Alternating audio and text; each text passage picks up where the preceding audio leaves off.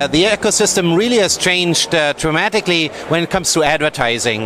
As in online, also in mobile, it has turned really towards programmatic. And that is really different, as it's changing the way how advertisers buy advertising and how publishers and app developers are able to sell their publisher inventory. In general, what is nice is when we started, there were a lot of advertising was around ringtones. What we clearly can see is that over the last 2 years, a lot of brands have also come into the market. So it's now a much more diverse advertiser universe. So you not only have app developer, not only ringtones, but more and more it's app developers who actually want to do user acquisition, but you're also up to brands who now come into the market to actually do brand advertising. It's the full universe of advertisers now who really target mobile. I think important is, and that's something we always try to bring to the table to advertisers, is you're now able to reach, in the US it's 75% of the population is on smartphones.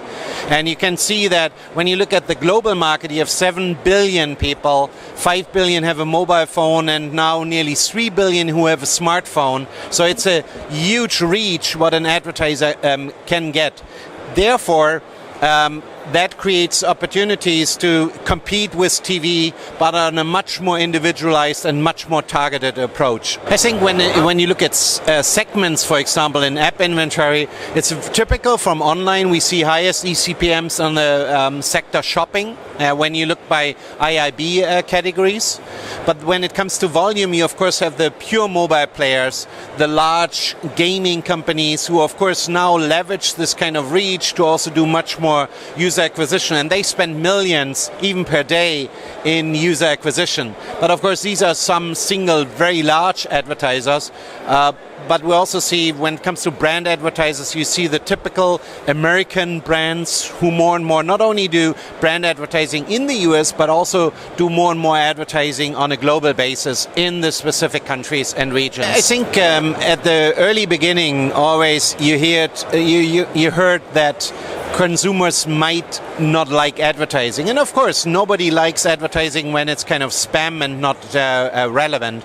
I think in the app ecosystem, basically the value proposition is always to the consumer. You get free apps, but they're ad funded. And that is very well perceived. So therefore, you don't hear this really anymore.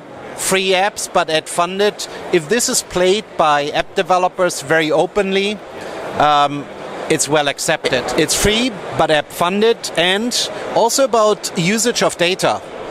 Clearly being upfront, we are capturing certain data. These are the data points what we are capturing, and hope you accept it, and being very transparent about it. That also helps overall with the user experience. I just came from a press conference where we announced a partnership with a large carrier, Oredo.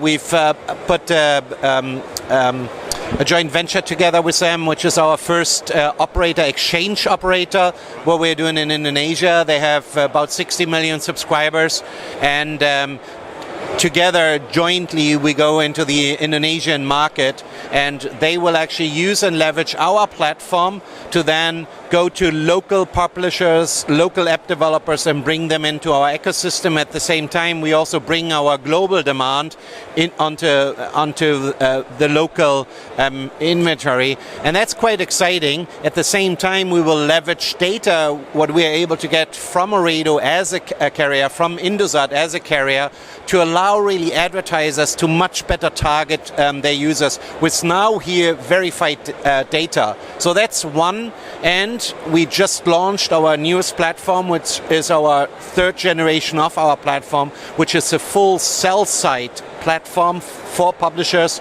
for app developers to manage their direct sales, their ad network mediation, and real-time bidding programmatic. And basically we call it dynamic demand, which is actually an auction on an impression level across all sales channels.